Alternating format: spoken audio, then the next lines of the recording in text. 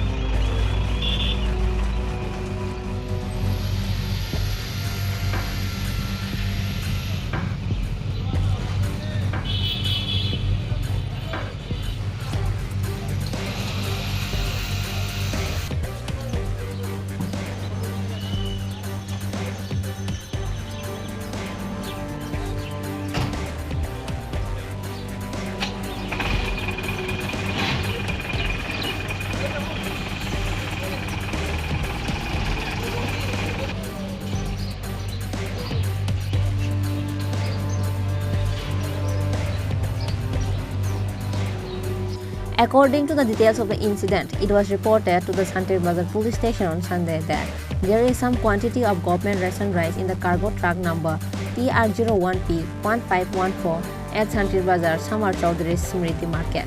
Santir Bazar police rushed to the spot after receiving this news.